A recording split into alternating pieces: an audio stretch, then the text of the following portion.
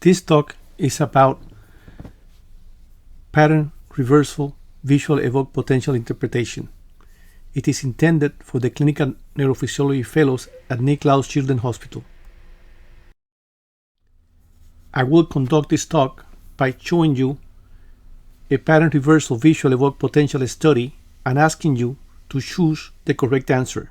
Then I will show you an abbreviated step-by-step approach to finding the correct answer, hopefully the same one as you had chosen. Stop the video and take a few minutes to choose the correct answer. The question is, what is your impression? A. Right prechiasmatic lesion. B. Left prechiasmatic lesion. C. Chiasmatic lesion. D. Left postchiasmatic lesion. The abbreviated approach to reading pattern reversal visual evoked potential studies I use consists of 5 steps.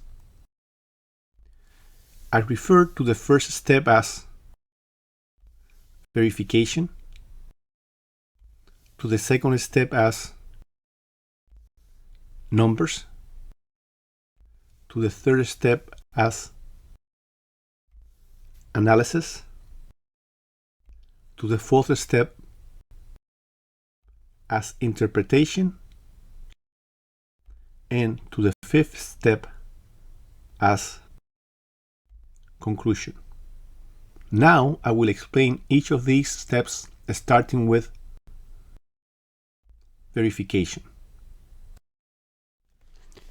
In this study, only one average for each eye was determined, thus the usual first step in verification, making sure that the two averages landmark fall within 5% of each other in latency and amplitude, does not apply.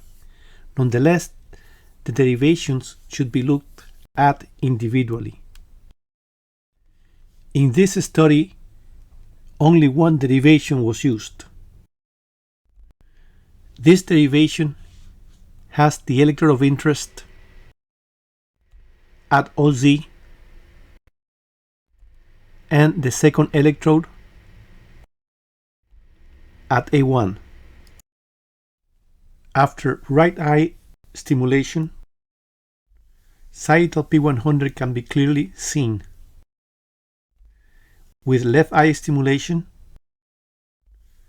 the left triggered sagittal P100 can also be seen clearly.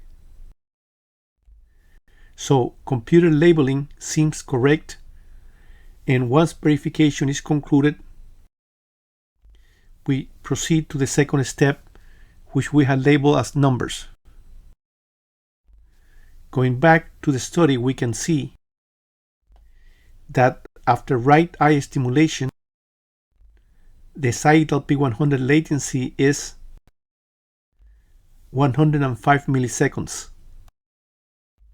After left eye stimulation, the sagittal P100 latency is 145 milliseconds. The sagittal P100 latency difference obtained by comparing the two latencies is 40 milliseconds. The right eye triggered sagittal P100 occurred 40 milliseconds before the left eye, or viewed the other way around, the left triggered sagittal P100 occurred 40 milliseconds after the right triggered sagittal P100. Now we go back to the right eye to see amplitudes. So here we are applying right eye stimulation. The amplitude of sagittal P100 after right eye stimulation is 9.48 microvolts. After left eye stimulation, sagittal P100 amplitude is 9.47 microvolts. Their amplitude ratio is therefore 1. So this is the end of the number step, and we move on to the analysis step. Here we have the analysis chart.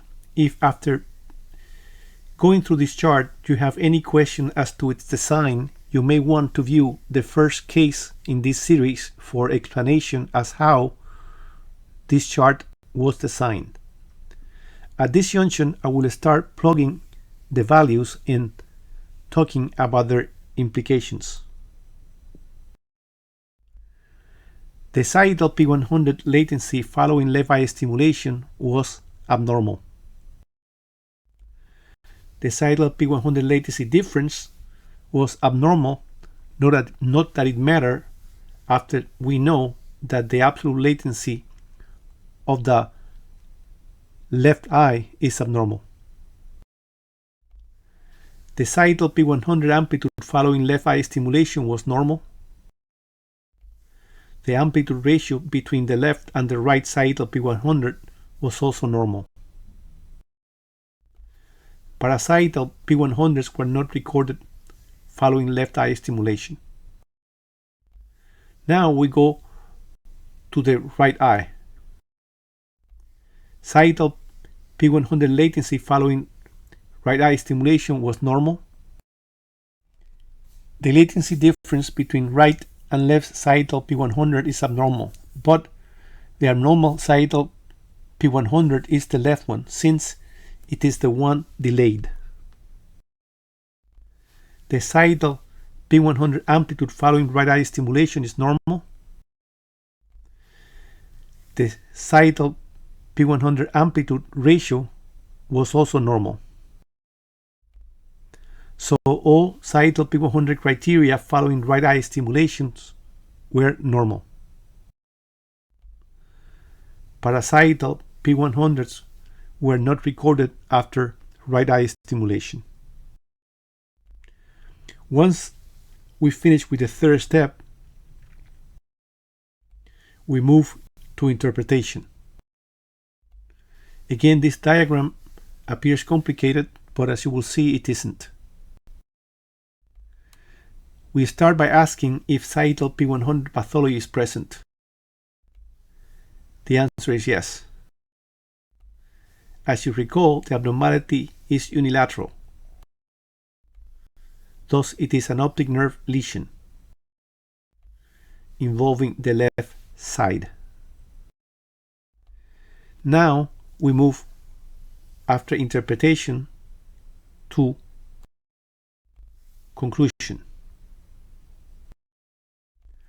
The conclusion is that the pathology is at the left prechiasmatic region, and since latency was affected and not amplitude, the optic nerve pathology is most likely demyelinating. So the answer to this question is B. Thank you very much for your attention.